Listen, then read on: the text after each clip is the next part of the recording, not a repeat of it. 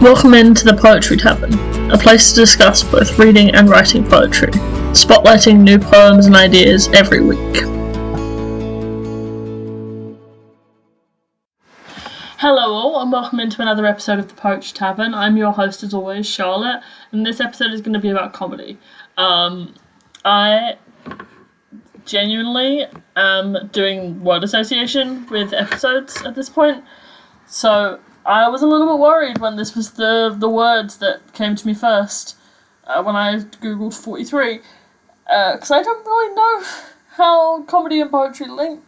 Do I do poems that are comedic? Do I do poems that are about comedy? But I just sort of dove straight in, did some research, and I found some ones that I like. So we'll see how this goes. Anyway, here we go. Our first poem is Comedy with Flutes by Patricia Spears-Jones. Enough of this foolishness. Caution gone, she opined, we need a comedy with flutes. Melody, the rise and fall of voices, sweet or discordant. Matters what to singing, the tune of it all. These drums been beating for ages and we can't decipher the signals. Once the drum became a machine, the ghost in the skins was lost. Give us the tickle but not the slap. We need that cheer, the bombs making men rich, depress the spirit, cauterize souls, weaken verve. We need our nerve back. Rasan Roland Kirk, return with your many windy woods, lift our souls up and out of this brutal banality. There the not-so-young woman speaking sotto voce, telling truth, and when she does, the belly aches as you see her sitting on the edge of wisdom, playing her changes even as the drum beats mechanize. The voice is our greatest magic. Listen for the hard crunch of fun, of fighting back. Hear her lash the brutes with verbs. So this poem is obviously about music. It uses several music terms. It mentions Roland Clark, who's a saxophonist and jazz musician. And I think there's something really amusing to me, and this is not one of those examples of like a poem that is comedic.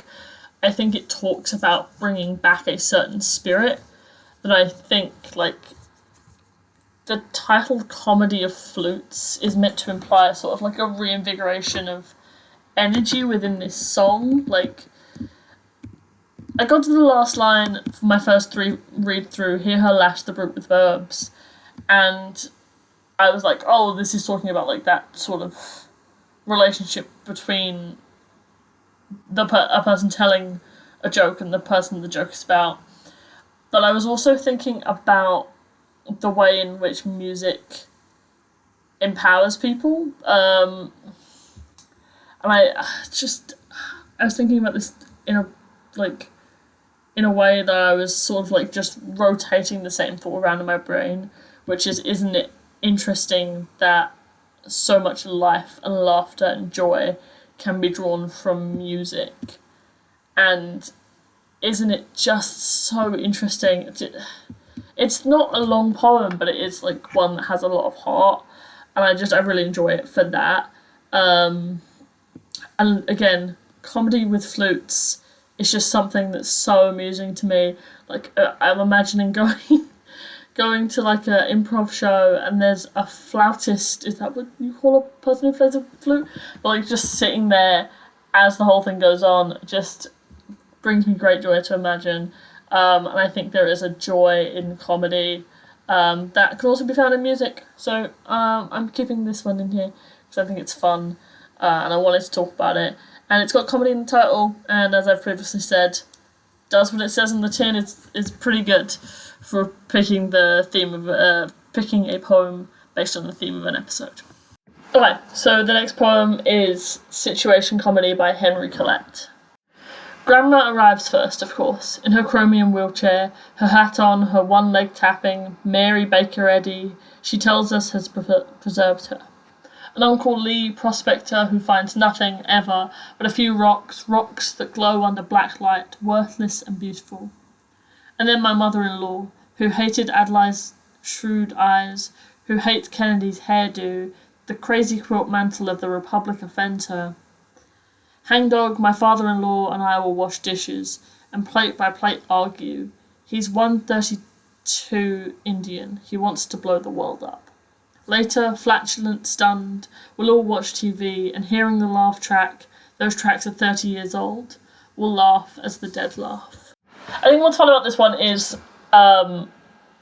each of these characters described very much feel like they could be characters found in in a sitcom, and it's talking about them watching sitcoms in the final stanza, because it's talking about them, like, the canned laugh track that you hear in a lot of sitcoms. And, like, maybe originally they were audience members, but most of the time now they're not. And just the idea that we are all laughing the same laugh that people who died long ago laughed. I mean, not long ago, like 30 years, but still, like, the idea of that comedy still being within us. And the reason situational comedy is so funny to a lot of people is because it's so real, and there is that reality in it of, like, oh, this is something I empathize with, and it's funny to see this situation happen to someone else. But also, like, it's a lot of exaggeration on an already existing thing, like the trope of the mother-in-law who hates everything,